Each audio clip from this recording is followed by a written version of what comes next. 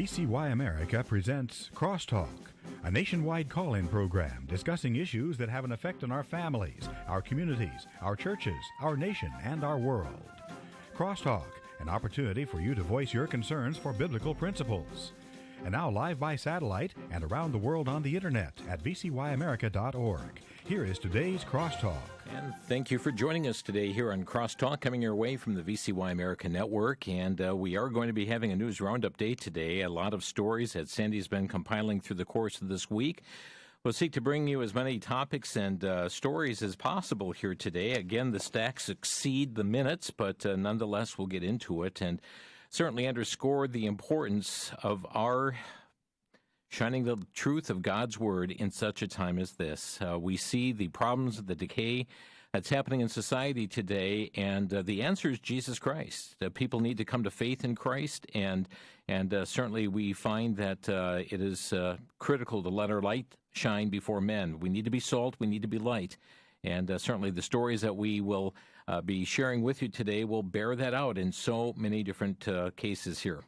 We're going to begin our news roundup today with a westernjournal.com story regarding the Manhattan District Attorney's Office has said that it will not prosecute arrest for unlawful assembly or disorderly conduct related to recent demonstrations held to the protesting the death of George Floyd.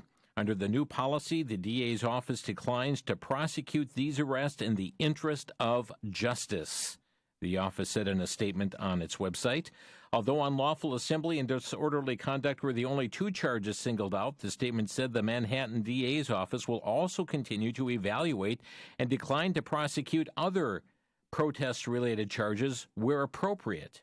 Protests are, in some cases, riots have raged for more than a week in New York City, leading to injuries to both police and protesters, as well as to damage to Manhattan, Brooklyn, and other parts of the city.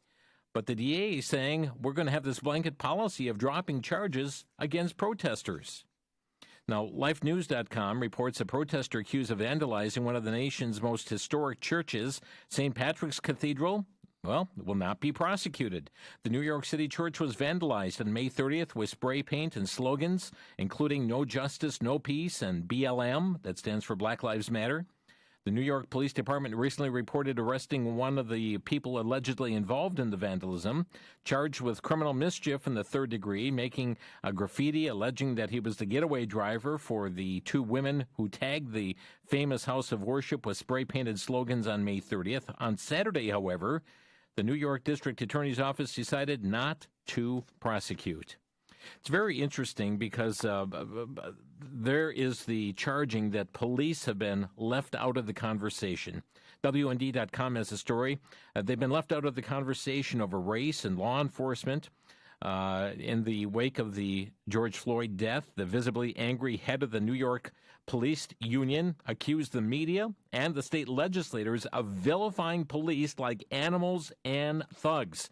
I'd like you to hear this clip here from Michael O'Meara, the head of the New York Police Benevolent Association, as he shared with a group of officers standing right behind him. As he does so, he's referencing his badge that he's holding up at the time. Let's listen in. This isn't stained by someone in Minneapolis. It's still got a shine on it. And so do theirs. So do theirs. Stop treating us like animals and thugs. And start treating us with some respect. That's what we're here today to say. We've been left out of the conversation. We've been vilified. It's disgusting. It's disgusting. Trying to make us embarrassed of our profession. 375 million interactions. Overwhelmingly positive. Nobody talks about all the police officers that were killed in the last week in the United States of America, and there were a number of them. We don't condone Minneapolis. We roundly reject what he did as disgusting. It's disgusting. It's not what we do. It's not what police officers do. Our legislators abandoned us. The press is vilifying us. Well, you know what, guys? I'm proud to be a cop, and I'm going to continue to be proud to be a cop until the day I retire. And that's all I have to say. Michael O'Meara, head of the New York Police Benevolent Association, as he has shared that, just saying, stop treating us like animals and thugs. Here we have from WesternJournal.com, a lawyer speaking on behalf of former Minneapolis Police Chief Officer Thomas Lane on Thursday, disclosed that both Lane, this would be last week Thursday, and the other fired officer, J. Alexander, I believe it's Keene, were less than a week into training with Derek Chauvin as their supervisor when George Floyd died. Lane was on his third shift as an officer, and Keene was on his fourth. Collectively, the two had spent a week in uniform under Chauvin's guidance and before being charged as co-conspirators in the death of Floyd. Attorney Earl Gray claims that Lane had little option but to follow his senior officer's guidance, and he calls the case levied against Lane extremely weak, according to the Associated Press report. Lane reportedly held Floyd's feet, according to Gray, while Chauvin knelt on the handcuffed man's neck for roughly 9 minutes. Gray also alleges that Lane was concerned about Floyd's well-being during the arrest and Chauvin to consider readjusting Floyd's position. What was my client supposed to do but follow his training officer, following what his training officer said? Is that aiding and abetting a crime? Gray asked, according to the Associated Press. That issue will certainly be playing out in the courts. We understand also that there is allegations now coming from the individual who was connecting George Floyd with Chauvin in a previous job, said now that he was mistaken in regard to that, but it was another individual as that was that individual, not George Floyd. The Daily Signal reporting that protesters attacked Christopher Columbus statues in Richmond, Virginia, and Boston on Tuesday night. The Columbus statue in Richmond Bird Park was toppled, set on fire, thrown into a nearby lake. The Boston statue, located in Christopher Columbus Park, was discovered decapitated on Wednesday morning. Western Journal reporting Mayor Bill de Blasio said Tuesday that New York City will name a street in each borough for Black Lives Matter. And in case the message is not clear, the slogan Black Lives Matter will be painted on the streets. We know that there is a big effort to defund police, and an interesting story that came from CMS from FrontPageMag.com is that the Los Angeles Police Department announced Tuesday that homicides in the city increased 250% over the previous week, and the number of people who were shot increased by 56% during the same period. That was the increase in numbers recorded during the week of May 31st through June 6th. So you defund the police officers, you fund crime, murders up 250% 1 week over the previous. WesternJournal.com reporting at a time when it looks as though anti-cop sentiments couldn't possibly run deeper, the left has just got to go and make things worse. Amid nationwide protest and calls to defund the police, critics are now saying that the children's show Paw Patrol should be canceled. Why? Because of its depiction of good cops. Folks, this is a preschool program, Paw Patrol, and there are those that are pushing for its cancellation because it depicts good officers. The television show put out a statement on its official Twitter account supporting the ongoing protest, fighting the myth of systemic racism. Leftist Twitter trolls were quick to respond by condemning the children's show for having the gall to portray one of its characters as a morally upstanding police dog. In an article published by the New York Times Wednesday, critic at large Amanda Hess explained that the calls for the cancellation of Paw Patrol are part of a larger movement to end all portrayals of good cops on television. From ToddStarnes.com, restaurants and cafes across the U.S.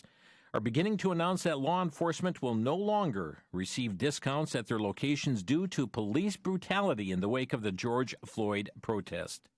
Folks, what other job does this happen to? If you have one bad bus driver or one who discriminates or does something atrocious, does this put all bus drivers in that category? Or what about one bad plumber or one bad electrician or one bad teacher? Is this meaning that all are falling into that? Well, apparently so, according to those that are dropping all discounts now for police officers. Allie's Donuts in North Kingston, Rhode Island said, "We're fed up. Until local police take action to solve problems with racism and injustice, Allie's Donuts will choose to stand with the people of our great state. We will no longer offer military or police discounts. Thank you for your service, and shame on you for your silence. Another report out of Columbus, Ohio, said employees at a cafe staged a walkout after the restaurant refused to stop its 50% off discount for law enforcement. Pizza Lucy, a pizza chain in Minneapolis, reportedly announced it would also suspend police discounts. Western Journal reporting on Tuesday, hundreds of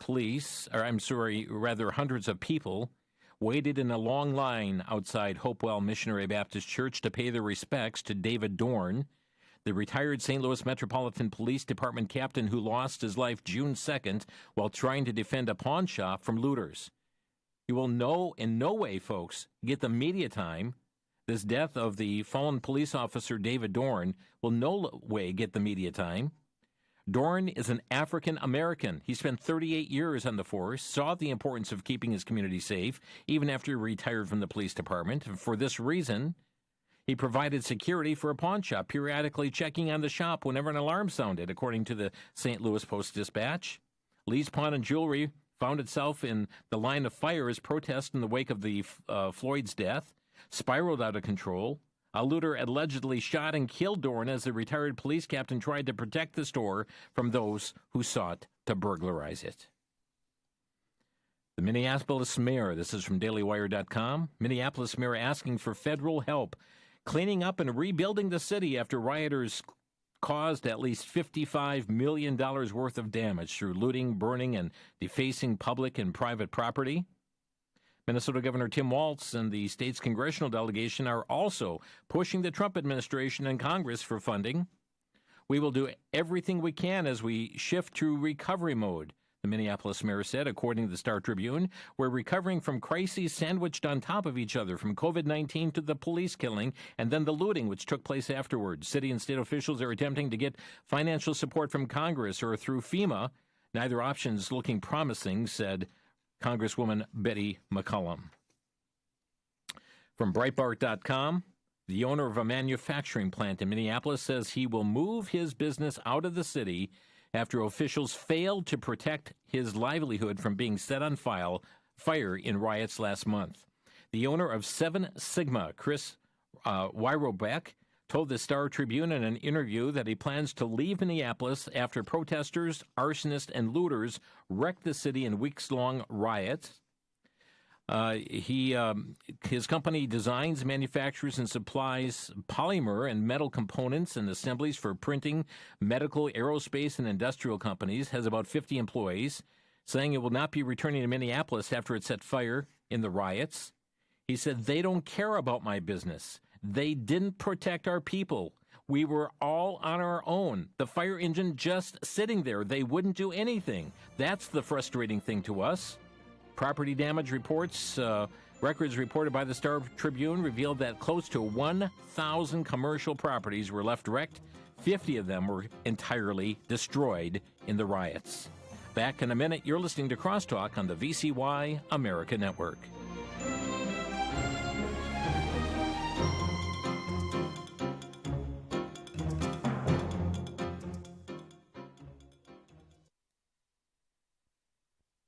Back to Genesis with Dr. John Morris, president, author, and creation seminar speaker with the Institute for Creation Research. Dr. Morris, was the ark big enough to carry all the animals that needed to be on board? Most assuredly it was, Chris. The ark was even bigger than it needed to be. Carefully estimating how many different kinds of animals there were before the flood and the average size, we see that the ark was more than sufficient for the task. In fact, it probably could have carried many more animals. I suspect that it also could have carried many more humans, too. But they had all rejected God's offer to repent and get on board. They died in the flood, but there was room on board. Chris, we don't know all the details about the flood, but those that we do know fit very nicely into the Back to Genesis truth of creation and the flood. To learn more about creation, get our free DVD called That's a Fact. Visit our web store at icr.org/store and use the promo code FACT at the checkout when ordering your That's a Fact DVD.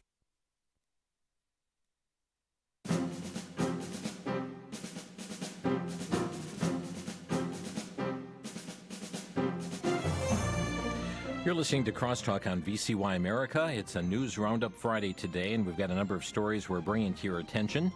We were talking about businesses leaving the city of Minneapolis and the decimation that's happened there.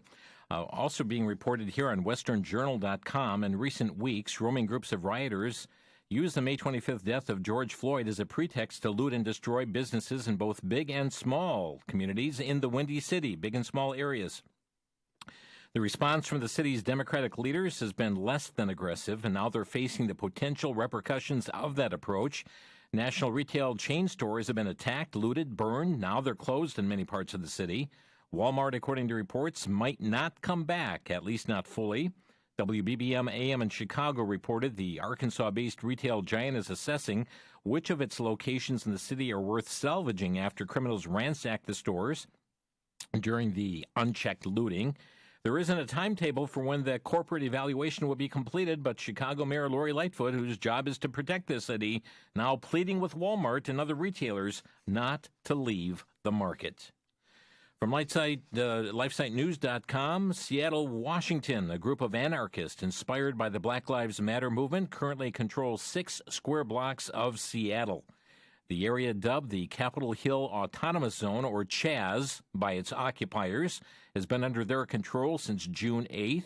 Neighborhood centers on the Seattle Police Department's East Precinct they've driven out the police after 9 days of sometimes violent protest and have taken over this area. They have put signs up saying that police are not welcome and to stay out from their area. But there has been some a snickering regarding this. But, folks, how much snickering will there be when this 6 square blocks turns into 8 and then 12 and then a square mile and on it goes?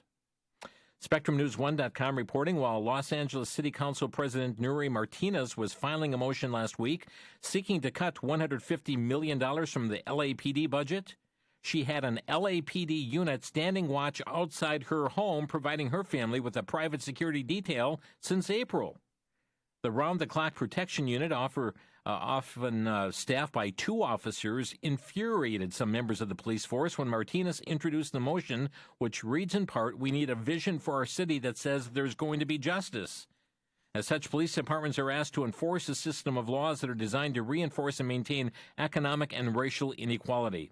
It's kind of ironic. Here she is demanding $150 million be reallocated from the police budget, but yet she has security at her house by the LAPD, said Detective Jamie McBride, serves as the director of the Los Angeles Police Protective League. That's their union. Neighbors confirmed the units have been there for about 2 months. Multiple LAPD sources confirm that the units were directed to provide 24/7 security beginning April 4th at Martinez's home, almost always staffed by 2 officers. As of May 6th, the detail decreased to 7 a.m. to 9 p.m. with roving patrols checking overnight. Now, isn't that amazing? So here you have the council president calling for a cut of $150 million while they're enjoying security at their home by officers of the department that they're criticizing.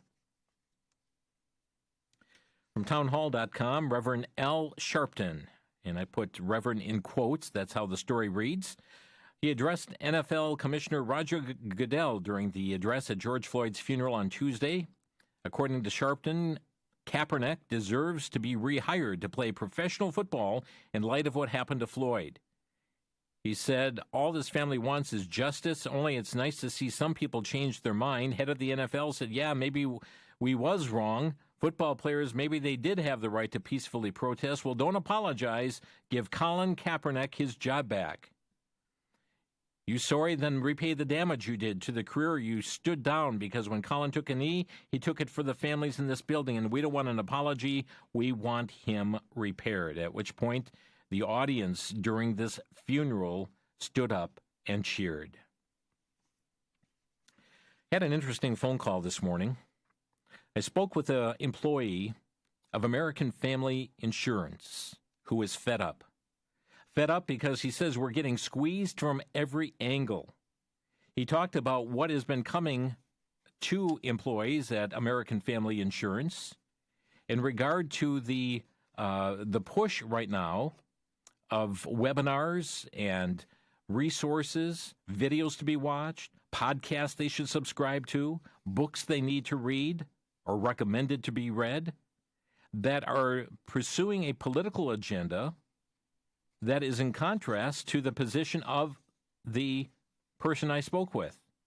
American Family has established a toolkit designed to assist AmFam enterprise employees with resources to address and reduce the effects of systemic racism in our society and their daily work. Some of the articles, and folks, this is a program in itself, when you start going and looking at the links of the articles that are to be read and books to be read, etc. Some of the articles to be read: Ella Baker in the Black Freedom Movement, My Life as an Undocumented Immigrant, Where Do I Donate? What is the uprising violence? Should I go protest? Another article is White Privilege, Unpacking the Invisible Knapsack. Videos to watch: Black Feminism and the Movement for Black Lives, How Studying Privilege Systems Can Strengthen Compassion. Podcast, Intersectionality Matters. Books to be read: Black Feminist Thought, Eloquent Rage, A Black Feminist Discovers Her Superpower, How to Be an Anti-Racist, Me and White Supremacy, The New Jim Crow, Mass Incarceration in the Age of Colorblindness, films and TV series to watch like The Black Panthers, Vanguard of the Revolution, The Hate You Give, and then to follow on social media groups like Anti-Racism Center, Color of Change, Equal Justice Initiative, Empower Change, Muslim Girl, the NAACP. Some of these, when you look, have links that will take you to groups like the Southern Poverty Law Center. And this employee says, I'm fed up with this, and has voiced his objection within the company itself. But we understand that this is the kind of material that is being sent to employees of American Family Insurance in a broad scale. I wonder how many other companies this is happening as well. Now, friends, we do not advocate hate. We are all one race, and we need to get that through our head. God made us in the image, in his likeness, and we are to have love and compassion one toward another. What happened with George Floyd is despicable. It is wrong. We've stated that over and over. Friends, we have to take account of where we are in our society today and the important aspect. Yes, we do need to have love one for another. But some of the issues that are going on, folks, have gone way, way overboard. And we've seen that. We've seen that happen with the rioting and the looting that's happening in cities all across this nation. Have there been peaceful protests? Absolutely. Are there problems in the hearts of people? Absolutely. And we need to deal with these issues. WesternJournal.com reporting an anonymous senior official in the U.S. Army told Fox News that the country's military leadership is closely monitoring national sentiment against honoring Confederate military commanders and might adopt a new policy after years of avoiding the topic. There are currently 10 U.S. military facilities named after Confederate leaders: Fort Rucker in Alabama, Forts Benning and Gordon in Georgia, Fort Polk and Camp Beauregard in Louisiana, Fort Bragg in North Carolina, Fort Hood in Texas, Forts Pickett, A.P. Hill, and Lee in Virginia. Business Insider reported that in 2015, Brigadier General Malcolm Frost stated that bases were named to honor soldiers throughout the country's history and were not endorsement of their ideology. Now, OneNewsNow.com contains a story here where President Donald Trump Wednesday said his administration will not even consider changing the name of any of the 10 Army bases that are named for Confederate Army officers. 2 days earlier, they report that Defense Secretary Mark Esper indicated he was open to a broad discussion of the change. These monumental and very powerful bases have become part of great American heritage, a history of winning, victory, and freedom, President Trump wrote. The United States of America trained and deployed our heroes on these hallowed grounds and won 2 world wars. Therefore, my administration will not even consider the renaming of these magnificent and fabled military installations. Turning our attention to another issue, WesternJournal.com tells us at a briefing Monday in Geneva, a top World Health Organization official said that the spread of the coronavirus that causes COVID-19 from individuals who are not showing symptoms of illness is now considered very rare. From the data we have, it still seems to be rare that an asymptomatic person actually transmits onward to a secondary individual, said Dr. Maria van Kerkhove, who is head of WHO's Emerging Diseases and Zoonosis Unit, told reporters in Geneva. According to CNBC, we have a number of reports from countries who are doing very detailed contact tracing, saying, she said, they're following asymptomatic cases, they're following contacts, and they're not finding secondary transmission onward, saying it's very rare. An interesting story here from WND.com. One of China's main propaganda outlets has paid American newspapers nearly $19 million for advertising and printing expenses over the past 4 years, according to documents filed with the Justice Department. China Daily, an English-language newspaper controlled by the Chinese Communist Party, has paid more than $4.6 million to the Washington Post, nearly $6 million to the Wall Street Journal since November 2016, the records show. Both newspapers have published paid supplements that China Daily produces called China Watch. The inserts are designed to look like real news articles, though they often contain a pro-Beijing spin on contemporary news events. It spent over $11 million on advertising in U.S. newspapers and more than $250,000 on advertising with Twitter. China Daily also has put out more than $7.6 million to newspapers and printing companies for its newspapers for U.S.-based readers. The Los Angeles Times, Seattle Times, Atlanta Journal-Constitution, the Chicago Tribune, the Houston Chronicle, the Boston Globe are all listed as clients of China Daily. Again, you'll find that story on WND.com as they reported from the Daily Caller. Also from WND.com, the New York Times reported Saturday that former President George W. Bush will not support Mr. Trump's reelection. However, the publication cited people familiar with their thinking who claim not only that George W. Bush would not support Trump, his brother Jeb Bush isn't sure, but a spokesman for the former president, Freddie Ford, called the Times' assertion false, saying Bush would steer clear of speaking publicly on the presidential vote. This is completely made up. He's retired from presidential politics, has not indicated how he will vote. We do know, though, from Western Journal that the Texas Land Commissioner George P. Bush endorsed President Donald Trump's reelection on Tuesday. He's the son of former Governor Jeb Bush. From WND.com, all it took for the media to remember the coronavirus pandemic and the dangers of big crowds was for President Trump to announce plans for campaign rallies. A commentary by Leah Barkousis at Town Hall cited a warning from NPR about the Trump campaign announced plans. NPR said the rallies will take place despite the deadly coronavirus pandemic, which continues to impact the lives and livelihoods of households across the country, but pointed out that the protests in the wake of George Floyd's death in police custody have been carried out in every state in the nation, small towns, large cities alike, gatherings of hundreds to thousands. But now that President Trump has announced rallies that they will resume, the media suddenly cares about the pandemic once again.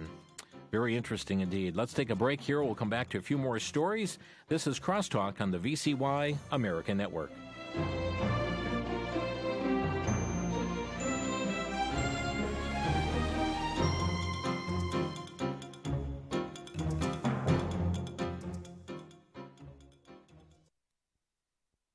Are you aware of past crises when America's fate hung desperately in the balance? From the French and Indian War, the Revolution, the Civil War, and other national events, leaders in our country called the nation to prayer. In the book Miracles in American History, author Susie Federer, the wife of historian and researcher Bill Federer, recounts 32 amazing stories of answered prayer from American history. You'll read about events such as the winter at Valley Forge, the Boston Tea Party, dense fog that appeared, allowing 8,000 troops to escape, the Star-Spangled Banner, and other events where prayer had an impact. You'll also learn when Apollo 13 was lost in space, what happened after the president called the nation to prayer. It's a reminder as to how badly prayer is needed for our nation today. Copies of Miracles in American History are available for a donation of $18 to VCY America by calling 1-800-729-9829. 1-800-729-9829.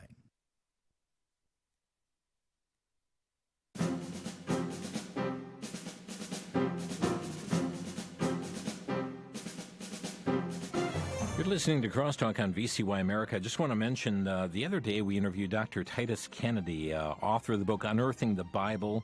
It's a brand new book, 101 Archaeological Discoveries That Bring the Bible to Life.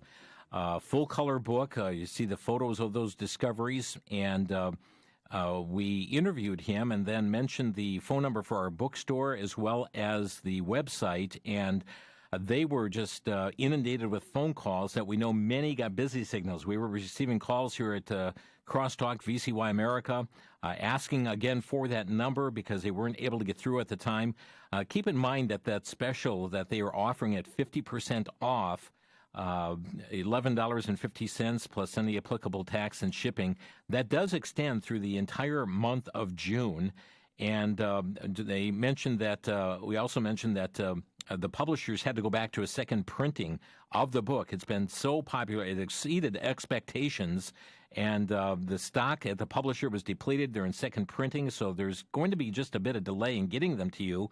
But you can contact our bookstore, and many of you tried to do so. You got busy signals, or others, you can go online 24/7 at vcy.com, vcy.com. But if you tried calling, couldn't get through, or wanted to take advantage of this, you can call toll-free 1-888-722-4829. Again, the book is called Unearthing the Bible, and it's available here at 50% off through the VCY bookstore, one of the June books of the month, 1-888-722-4829. If you missed the interview, go back online, give it a listen to it at CrosstalkAmerica.com. Well, let's see. Let's get back to a few more stories here today before we open some phone lines. WesternJournal.com, former FBI lawyer Lisa Page made her debut as a national security and legal analyst for NBC News and MSNBC last Friday afternoon. During that segment, she called on government officials to take a courageous stand by speaking out against President Trump. She's known for text messages she exchanged with former FBI agent Peter Strzok. Also interesting from LifeNews.com, they looked at coverage, and they are looking at I believe it's the Media Research Council, yes, the Media Research Center, that is, looking at coverage from March 4th. That's after former Vice President Joe Biden essentially locked up the Democratic nomination on Super Tuesday through May 31st. Analysts found that the ABC, CBS, and NBC evening newscasts have minimized or ignored controversies involving Joe Biden, even as they pounded President Trump with the worst press of his presidency. The Media Research Center tallied 474 evaluative comments about President Trump during this period. The vast majority of them, 94%, were negative. Western Journal also reporting that former Vice President Joe Biden has done little to dispel the notion that many people have had that he lacks the mental competency to be president, they report. His continued lapses of judgment and memory have led some to speculate about his apparently slipping. As Biden has continued to run his campaign from his Delaware home, a place where he arguably has control over his messaging, his running mate, whoever that person may be, is one that's going to be able to take over right away. He said in an interview that aired Tuesday, he told CBS evening news anchor Norah O'Donnell that his pick for vice president will be a person who is ready for the rigorous challenges of leading the country. The presumptive Democratic nominee said he's looking to add someone to his ticket who can be president on day one. Interesting comment there. Also, as Western Journal reports, 5 months out from the 2020 election, Joe Biden is laying the groundwork for Americans to doubt the integrity of the country's political process, tipping the Democratic Party's hand to how it will react to a loss in November. Biden told Comedy Central host Trevor Noah, saying, "It's my greatest concern, my single greatest concern. This president is going to try to steal this election. This is a guy who said that all mail-in ballots are fraudulent." Now, I've never heard him say that. This is a guy who said that all mail-in ballots are fraudulent, voting by mail, while he sits behind the desk in the Oval Office and writes his mail-in ballot to vote in a primary. Very interesting indeed. Talking about how the President Trump would not concede. Matter of fact, in WND.com, Democratic presidential nominee Joe Biden has assured Americans that if he were to win in November and President Trump refused to leave, the military would remove him from the White House with great dispatch. Now, that's interesting because this was, didn't we see some problems with Hillary Clinton not wanting to concede the election and still for years afterwards doubted the legitimacy of the last election? The Epoch Times reporting the Fifth Circuit Court of Appeals unanimously slapped down a federal judge's ruling forcing Texas to allow all its residents to vote by mail on the theory that doing so would prevent the transmission of COVID-19. Texas Attorney General Ken Paxton indicated he was satisfied with the decision, allowing universal mail-in ballots, which are particularly vulnerable to fraud, would only lead to greater election fraud and disenfranch lawful voters, Paxton said in a statement. The unanimous Fifth Circuit ruling puts a stop to this blatant violation of Texas law, he said. Eagle Forum, founded by Phyllis Schlafly, is commending who had commended the Republican National Committee for maintaining the 2016 RNC platform.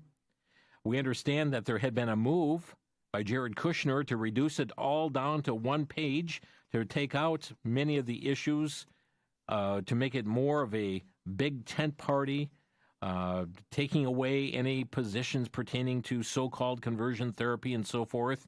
But we understand now that it's been announced that the RNC is going to maintain the 2016 platform. By the way, the debt of the federal government from CNSNews.com topped $26 trillion for the first time on Tuesday. The federal debt topped $24 trillion for the first time April 7th, and then jumped another $1 trillion in just 28 days, toppling $25 trillion for the first time on May 5th. Only 35 days had elapsed from the last debt topping the $25 trillion mark, May 5th to yesterday, or earlier this week, when it topped $26 trillion for the very first time. Let's see, I want to cover a couple other issues. Oh, yeah, here's the Cartoon Network celebrating Pride Month with videos on LGBT families, kid activists. The aggressive promotional campaign features kids expressing pride to be transgendered, queer, and non-binary, reports LifeSiteNews.com. Our world is changing every day, and it's the courage of individuals that brings forth progress, Cartoon Network declared Wednesday. While the world continues to push for equality, Cartoon Network celebrates the people and families within the LGBTQ plus community all month long and all year round. The message accompanied by a video of various teens and preteens, complete with their preferred pronouns listed on screen, promoting pro-LGBT activism in generic terms of love, standing up, inclusion, and the like. Clips of LGBT parades are intercut with their testimony, which includes with the kids declaring that they are proud to be transgendered, queer, non-binary, and LGBTQ ally. The network's Pride campaign will span throughout the month of June, also hosting a special Pride Month playlist. Cartoon Network. FaithWire.com reporting Facebook has shut down a special media page for mothers who are opposed to drag queen story hours in neighborhood libraries. On June 1st, the company removed the group 500 Moms Strong, claiming it was transphobic and in violation of the Facebook's community standards, according to the Christian Post. ChristianNews.net reporting the international hamburger franchise Wayback Burgers has announced that they will be offering rainbow sprinkle pride shakes throughout the month of June to recognize Pride Month, and will donate funds to the Boys and Girls Club of America that supports and affirms homosexual youth. The statement says, quote, "We are very excited to offer this shake in support of the LGBTQ Pride Month." This is a statement from Wayback Burgers President Patrick Conlin. Said, "We are also proud to support Boys and Girls Club of America and their commitment to providing an inclusive environment for all, including LGBTQ youth." Funds raised throughout the month will be donated to BGCA, which affirms homosexual youth. The organization incorporates an LGBT inclusion initiative into its services and partners with Gay, Lesbian, and Straight Education Network, the Human Rights Campaign, the Trevor Project, and the Safe Zone Project.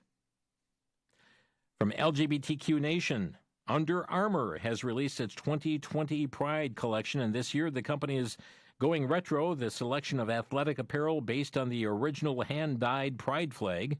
This is the third time the company has released a Pride theme collection. LifeSiteNews.com reporting. New standards for sex education in public schools of New Jersey pushing homosexuality and gender ideology, as well as abortion and contraception. Children are taught about giving consent and how to decide whether and when to engage in sexual behaviors. New Jersey, new sex ed for New Jersey minors. Michigan's Governor Gretchen Whitmer made her declaration for June Pride Month, urging residents to promote self-affirmation. Interesting issues going on here all across the nation. Let's see. This came out from Liberty Counsel today. Liberty Counsel filed an opening brief to the First Circuit Court of Appeals on behalf of Boston resident there, Hal Shurtleff, and his Christian civic organization called Camp Constitution, arguing that the city of Boston violated the First Amendment by censoring a private flag in a public forum merely because it contained a cross. The city refers to its flagpole as a public forum, allows private organizations to temporarily raise their own flags on the flagpoles. However, the city censored the religious viewpoint of Camp Constitution's flag, which is to be raised for about an hour while Camp Constitution supporters gathered below the flag to celebrate Constitution Week. The flag was part of the ceremony to honor the Constitution and recognize the Christian founders. Never has Boston censored any flag until the Christian flag, which is white with the blue square in the upper corner and the red cross. The flag contains no writing. A lower court federal judge sided with the city of Boston's censorship of the Christian viewpoint. And the city's records show Boston has allowed at least 284 applications by private organizations on the City Hall flagpoles without denial, except for the Christian flag. Now they've allowed the Boston Pride flag to be up there. The transgender pink and blue flag. They've allowed those that have the Turkish flag that depicts the Islamic star and crescent, the Portuguese flag that has religious imagery, but not the Christian flag. Matt Staver at Liberty Counsel filing an appeal now with the First Circuit Court of Appeals on behalf of a Boston resident and the Christian civic organization that is represented there. We've got more stories, but we're going to take our last segment to give you opportunity to comment on these or other current event stories. Our number to crosstalk is 800-733-9829. That's 800-733-9829. If you'd like to weigh in on some of these topics today here on Crosstalk or other current event items, 800-733-9829. By the way, those of you in the state of Michigan, legislation was introduced that would prohibit an employer from requiring individuals to have an acoustic, optical, mechanical, electronic, medical, or molecular device injected into his or her body as a condition of employment. Interesting indeed. The bill would not, it's to buck against the trend to implant microchips in order to eliminate key passes. This bill says, no, you cannot do that. It's House Bill number 5672 in Michigan. House Bill number 5672. Our number 800-733-9829. For the Worldview Week in Minute, I'm Brandon House. There's a 45-page manual out there called Burn Down the American Plantation. It is nothing less than anarchy and communism mixed together. It is calling for the end of the state, the end of police, the end of prisons. It is calling for revolutionary justice. It is calling for attacking conservatives and constitutionalists because we are involved in so-called slavery. It says they must abolish the slavery system, and by that they mean the free market system, and they see our laws and our constitutional republic as an extension of slavery. They even state that the folks in the suburbs, the middle class, are extension of the police because they sit on juries, they're snitches, and sometimes they're deputized, and they support the police. Therefore, this is why you're going to see them move into the suburbs and try to burn down the suburbs. Well, because you're part of extension of the police. Look out, America is involved in a communist revolution attempt.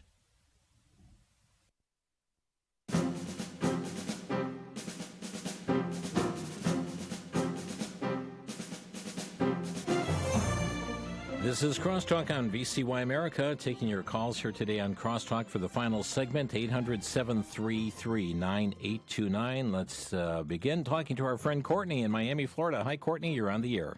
Oh, God bless all y'all. And Hello, Courtney. Hello, Courtney. I guess we lost Courtney. We're interested in what you had to say. Call us back, Courtney. Julie in Pensacola, you're on the air. Hey, thank you for taking my call. You know, I wanted to make a comment about Michigan because I own a home in Michigan, and I recently went up there to clean it all up and get it ready for the summer rentals because I came from a tourist town, so it has a lot of tourism there and a nice vacation rentals. When I got there, that town was like a ghost town. There was nothing open hardly. The grocery store was open, but people inside were wearing masks. Plus, they had like a plastic covering over their face. They were taking extra precautions, but the restaurants were closed. The famous restaurants that were always packed, they were closed. It was like a ghost town walking through that town. It made me feel really sad for them. One other comment that I wanted to make was on this Black Lives Movement. You know, as far as the black people are very concerned about what happened, and rightfully so. You know, that man George Floyd was killed, and it was wrongfully killed. But they're going around killing other black people. I mean, it doesn't make any sense, and they're just hurting themselves. If they would just let the justice system take care of it, things would go right. Okay, thank you, Julie, for your thoughts there. Maxine and Prairie du Chien, you're on the air. Yes, I was calling concerning the Wisconsin governor and the flying of the rainbow flag. And I was able once to leave him a message. Otherwise, the mailbox is full. So I've been calling the lieutenant governor, and I would be glad to give out the lieutenant governor's phone number. Okay. 608-266-3516. 3516. And I encourage folks to call. I've called 3 times, and I did today get a real person, and she says, you've called before. And I go, yes, I have, and I will call again. So thank you. Thank you, Maxine. And the governor's number, by the way, is 608-266-1212. And Tennessee, Barry, you're on the air. yes, I believe that we're at that point now where the real church is crying out, even now, come, Lord Jesus. There's a remnant that's going to be taken out of here, and there's going to be the fake church is going to still be left behind. They're not even going to realize it's even happened. But I'll tell you what, we're at that point. I'm telling you right now that we need to cry out to God. God, you either move upon our ministers, upon our churches to pray, because I'll tell you what, we need to get our house in order, because I'll tell you what, we're about at that time, I really believe. Thank you, Barry, for your thoughts. We're going to try Courtney again. Hi, Courtney. All right, God bless all you saints, and I thank you for your programs this week, and especially the last part of your program today also.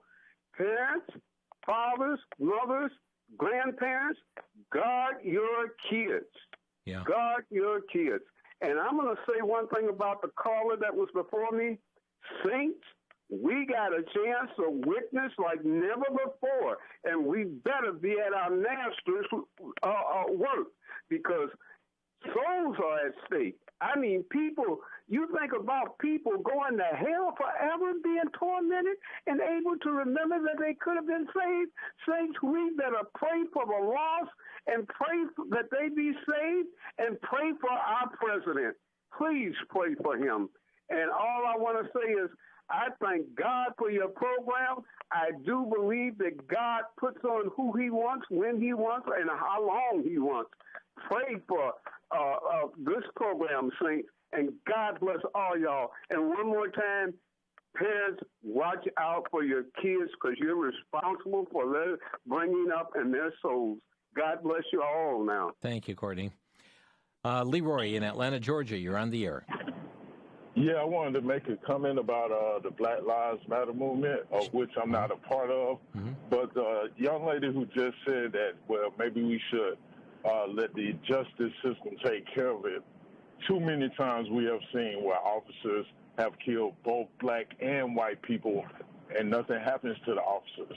And that's not condoning the destruction, but that has to be addressed. Thank you, Leroy. Appreciate you raising the issue.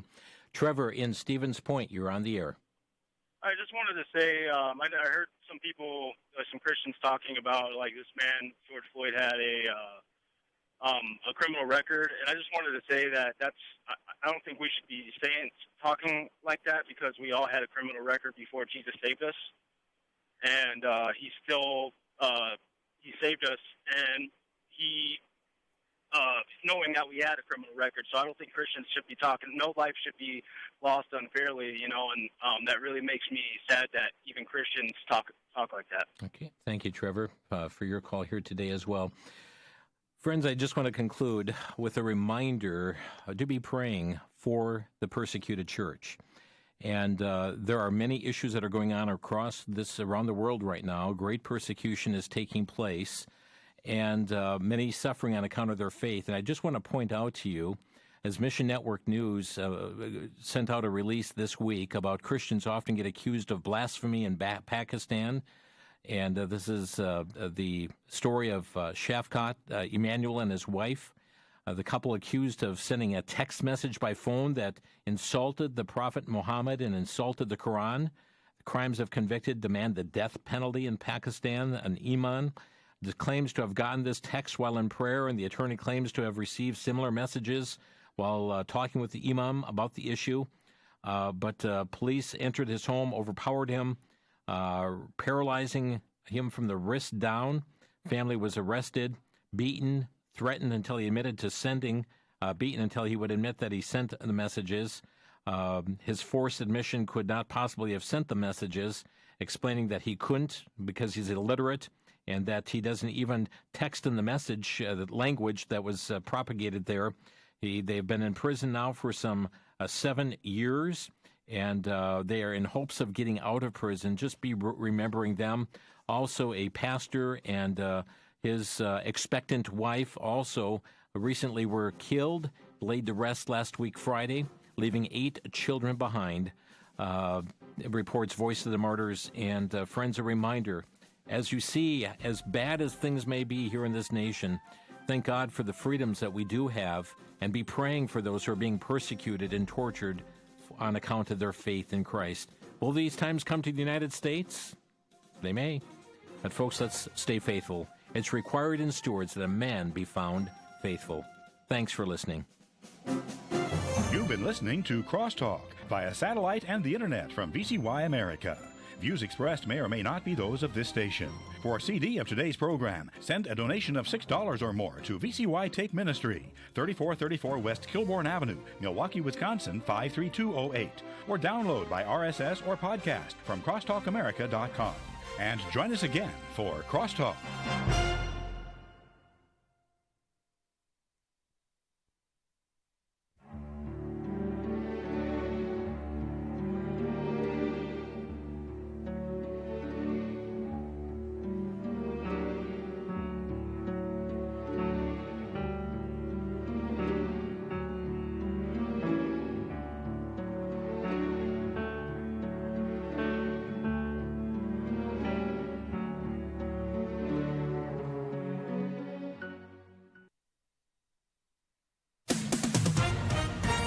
With SRN News, I'm John Scott. A new survey finds 90% of Americans report wearing a mask, and most are postponing social activities, avoiding crowds, and avoiding contact with high-risk people. Those findings come from the third COVID impact survey conducted by NORC at the University of Chicago for the Data Foundation. Arizona's governor says his state's